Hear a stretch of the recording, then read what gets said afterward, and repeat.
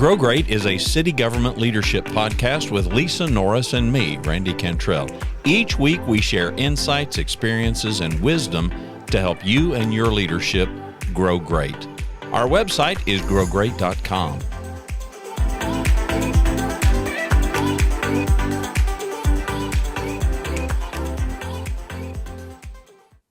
Okay, so do you remember the days, Randy? This is probably your life right now, but in my career, I remember these long period, probably 20 years worth. Eager, young professional, young manager, young director. I am working. I'm loving work. I'm passionate. I'm a mom of three. I'm working early in the morning, getting in at 7, saying I'm supposed to get off at 4, working through lunch, staying till 5:30. Dawn's working nights. I'm rushing home, getting the kids, doing the homework. Somebody throws up at 2 a.m. Somebody's coughing. Dawn's got a headache, and it's just this life of pace and there's, basically you're exhausted and you still, like, I got up at 5:20 every day, still went into work, could barely drive there. My eyes are crossed and I'm like, and here we go again. It's a new day. Well, Randy and I were just talking about that. And I said, Randy, did you get any sleep last night? Or he goes, Lisa, we'll sleep when we're dead. So I'm like, Randy's like, let's record. Let's do a show on that. Because I know I've dealt with so many employees, my own employees, friends that have babies, they're exhausted and they're like, man, I can't even see straight. They're coming into work and they're dependable and they're loyal to their family and to their work. And they're like, I just hope I get my sleep caught up in the next few months. And I said, sister, it's going to be 20 years, because even now I'm a mom. I'm at 55. My kids are in their 30s and high 20s and they still call. And now I've got grandkids and it's just starting to cycle over with a different set of little ones. Right. Yeah. It doesn't slow down. It doesn't slow down. I'd love to give you some encouragement that it slows down, but yeah, I don't know. I took some of the grandkids to school a couple of days this past week. My son is 43, got 3 kids, 12, 10, and 8. And it's just a 3-ring circus, just constantly. Yeah, because we were trying to record a podcast and Randy's like, there is not a quiet space in this house. Yeah, it's going to be late. I'm like, right now, I'm not in a physical spot where I can do this. So Saturday they had baseball games that got rained out. We had big storms that rolled through DFW, and it was just, and we're over there trying to kind of help him out. It's just mayhem. It's just total mayhem. He said, "This is why we stay swamped. This is why we stay completely busy and keep them totally busy." But he's a guy running he's running his own home inspection company and doing actual inspections as well as just managing, 1 or 2 others that help him out. And his wife is a high school teacher. Mm-hmm. And so, it's just go, go, go, go, go, go, go constantly. Every client that I've got is in that boat. It's just go, go, go, go, go, go. Yeah, go. we think we genuinely, and you could talk to my staff that are now retired. You can talk to my staff that are with me now. And I would always say, it's going to get better. Next year it's going to be better. These projects will slow down. I quit saying it. You're giving them false hope. I genuinely felt, okay, we're just in an extra heavy load year, but it never got better. It just either stayed the same high pace and high demands where you'd literally have 200 projects. You can't get to them all. You just prioritize them in what is today's fire and what is this moment's fire, and you work through that. Then you have time for some projects that, flow. And it's just the navigation of life that our audience loves to hear us pull back the curtains. And here we are, because that's the topic of the day, right? Yeah. Well, my first client in city government happened to be a director, and the city manager brought up that magical phrase, work-life balance. This was an individual that was being sought after pursued by other cities. And not that he was entertaining it, but you know, you never know. And so she wanted to offer him, me, somebody as a perk and to try to help him get to the next level in performance as well as this work-life balance thing. We're talking 70-hour weeks, 60, 70-hour weeks, just really common. Turns out, I don't know that it was so much a life-work balance issue as it was, this was just kind of the life he chose. This was kind of the life that he It's a kind of, life issue. it was just, he kind of, it's what he wanted to do, to be Yeah. blunt about it. So he and I had countless conversations, and I've had numerous conversations about life work balance. I don't happen to believe in it. You can choose to believe what you want. I told him at the time, you know, for me, this is just my life, my experience. It was always kind of this, it wasn't a four-legged chair. It was more like a three-legged stool. And you got to have, I at least found, I needed to have two legs on the ground at all times, meaning I was kind of taking care of those. Okay, one leg could come up. Well, I can balance. I can sit on a three-legged stool, at least I could, and keep my balance. But one leg, no, No. it goes out from under you. And the one leg that's up off the floor is the leg that's not getting the attention that you would like to give it. Sometimes that leg, sadly, was family. Because work and whatever else is in your life is just, it's just crunch time. In city government, budget time, HR departments, I know fourth quarter can be harem scarum. Other departments can have different seasonality issues where these months, man, don't schedule any vacations these months. These are going to be just grinded out kind of months. And every industry has that. Yeah. And you just have to, you just have to manage it. I don't think there's any magic to it. I've just learned a long time ago, whatever's important, we make time for. And if it's not important, we don't. We can con ourselves and think, well, I would like to do more of this. Well, if you would like to enough, you will find a way. Yeah. When it comes to leadership, the thing I have learned the most and that I live by, I do have, I mean, I know we may differ a little here, but our premise is the same.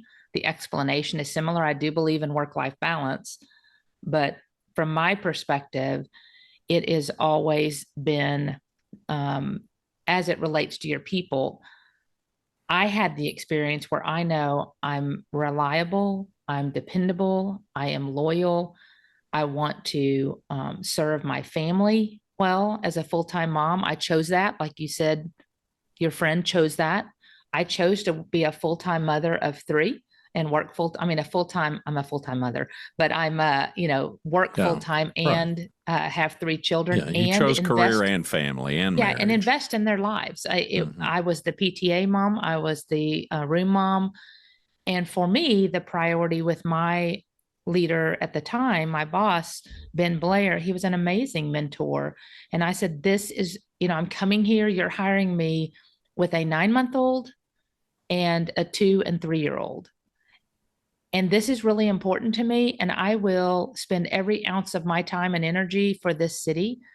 But I need this, when I need to go to the 1-hour recognition that they do at 10 in the middle of my workday, I'm going to that recognition celebration. And when there's a party and I'm the room mom, I'm going to go to that party and lead it. And I promise you, if I have to work at night, if I have to work till midnight the night before, I commit to do that. But I need that time off without question, without a facial expression, without question, here she goes again, taking time off. Rolling my eyes at you. Yeah. And we had a great relationship. And he said, I believe in family too. His kids were grown. Mine weren't, but he had them. He knew, even as a father, that commitment. And so for me in leadership, when I have that, it's about knowing my people. And I do believe in work-life balance. And I try to understand their situation, and their situation is not the person next to them. It's not the same situation I had. I've had single parents that need to adjust their schedule because the daycare, guess what? It doesn't open until 6:30. And if they don't pick them up by 6:30 p.m., they get heavy penalties that they cannot afford. Um, they're going to get called because the kid's sick at school and they won't let them be there with a fever and they have to stay home. And that was before we had computers that did work from home options. This is way before then. So I tried as a leader to balance that and not add stress to my employees if they were great employees. Now, and I preface that because the slackers that we all know that take every advantage to be off, I treat them different. I'm sorry. They don't get the Yeah. same privileges. They aren't dependable. They aren't loyal. And they would say, well, you're treating me different. I'm like, I sure am. Yeah, because I don't trust you as much. I and you've sure given me am. a reason. Yeah, you've taken time off. You're not coming in on time. You're taking long lunches. So you're right. You don't get to work from home. Sorry. Yeah. And I just hold them accountable, but I take each person with how I've always told my staff and my team, and I think this is important for the audience to hear when we're talking about work life. I really try to understand their situation because it demands that we treat them different if we want to keep them. And I know you can't do that all the time. And I know people are like, we're all working 8 to 5, but guess what? That just doesn't work for everybody. My boss let me know, I almost quit because back in the day, George Bush wasn't built. For those not in the area that are listening, that's a major thoroughfare now. That's a toll road we didn't have. So it was literally an hour and a half commute for me. I'm 20 minutes from here Right. 28 miles, but it was taking an hour and a half in the morning and an hour and a half in the evening because there was always a semi that crashed or jackknifed, and it was just rough. And so I told my boss, I said, I just can't do this. I'm gonna have to find something closer. And he's like, Lisa, can you work? I know you have 3 kids. Can you work 7 to 4 or 6:30 to 3:30 or something that would be better for when Don worked nights at the time? I was like, well, can we do that? And he said, well, you can do it. Go do whatever. I want to keep you. Do whatever you need to do to balance your life and not spend 3 hours in traffic away from your family and away from us. Yeah. And so guess what? That changed it. It took me 28 minutes to get into work from that half an hour, hour difference in time, start times from 8 to 5 versus 7 to 4 is what I did. Changed my whole perspective from him being compassionate enough to know my situation. Others still work 8 to 5. Some work 9 to 6, so to the audience, you've got to know your people to help them balance. And then when they come to you, if they've been great employees, man, if they come to you and say, I'm exhausted, send them home for half a day. Promise me you're going to go rest. Go home and take care of yourself because sleep will do you some good. And I would have people that just break down and cry when I told them, go home and get some rest because they are literally exhausted. Yeah. And you have to have awareness. Right. So, well, sleep when we're dead is partially true. It is actually really true. Yeah. But, I'm hopeful. Yeah. I'm hopeful. I'm hopeful it's true. Well, and to be clear, when I say life work balance, my perspective is it's not a balance. It's not equal time. There were early days where I stayed in my wife's doghouse because I was grinding. I was moving hard and I was moving fast. I was ambitious. I was determined, to succeed and to do well. And it was important. Did she think that it was for her? No. I probably doubts it even today, but she was a huge motivator. She was on my mind constantly, but okay, physically, no, a lot of time at work. A lot of time on the job. Was it balanced? It was not balanced. I was 100% committed to it all. Yeah. And that makes it really, really, really hard. So that's what I mean by life work balance, which I get that not everybody views it that way. Well, you and I happen to have the same. We define it differently, right? Well, you and I define it differently. Yeah, and you and I happen to view, marriage and family very similarly. In that marriage is not 50-50. It's 100 and 100. Hmm. And I think for high performers at work, it's the same thing. Right. If you can find yourself in a situation where the city the city is insistent on high performance and you are insistent on high performance, you've got a great fit. Where if it's a city that is not insistent on high performance, but you are, there's going to be trouble. Yeah. If there's a situation where the city is, but you're not, and you just kind of want to be whatever, and you're not fully committed, problem. So getting the fit right, the balance right, whatever language you want to put to it with our life, with our personal life. Lisa and I've talked at length about the whole person comes into the work, problems and all. So Lisa and I happened to be together yesterday, and there was a bit of it was private, but it was a public kind of a presentation. There were a number of people in the room, and Lisa knows me really well, and it went fine. And I'm on the road some hours later, and she calls just to check on me and said, you seem stressed. And she didn't think it came across to anybody in the room, but I was, because I don't know that we shared it on the podcast, but I'm now taking care of my father. He's 100 years old, and it's just a curveball. It's just one of those unexpected things that you hit. And so now you've got, okay, forget work-life balance. Now you've got something else in life that has come at you. I mean, we have newborn children, we have aging parents. Lisa's already gone through this, and is currently, still involved to some degree in caring for her mother, even though they're not residing in the same place. Her mom, needs a little bit more care, but we both have aging, and Lisa has already buried a father. Both of my parents are living, so I'm just at an older age. Okay, well, now we got this whole new work-life balance thing going on. I don't have kids at home, but now I've got my dad, and so Lisa picked up on it. There's no leaving that at the door. That came in the door yesterday with me. I did my best to try to be professional, and I think I was. I'm not sure, but Of course you were. Of course you were. You were. This is, again, it comes down to knowing people, and this is a personal relationship in a workplace setting, because we were teaching a class together.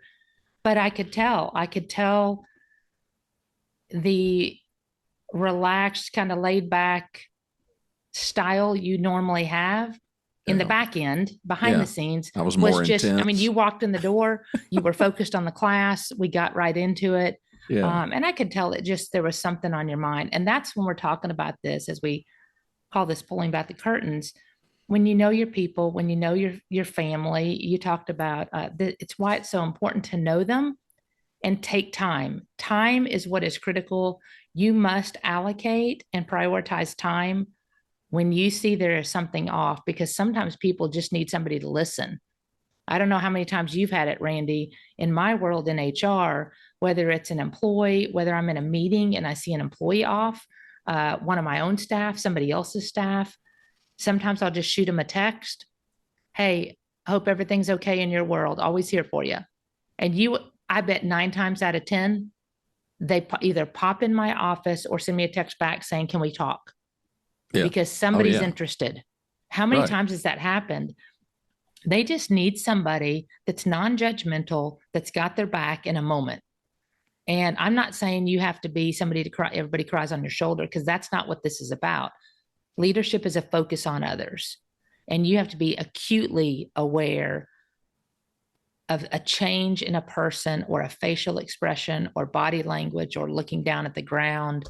You have to identify those and take time, because 1, it builds trust, and 2, our job is to serve them and focus on them so that they are successful in life and work. I think it's both, because everything we do here at work can impact their home. Sometimes, like in school for kids, sometimes we are their stability, right? Work is their stability. It is their place of refuge. And other times it's not for different people.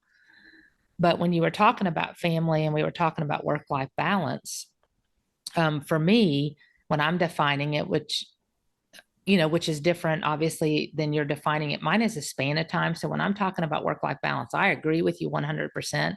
There were many moments in my life where I was 60, 70 hours a week, easy for years. Okay.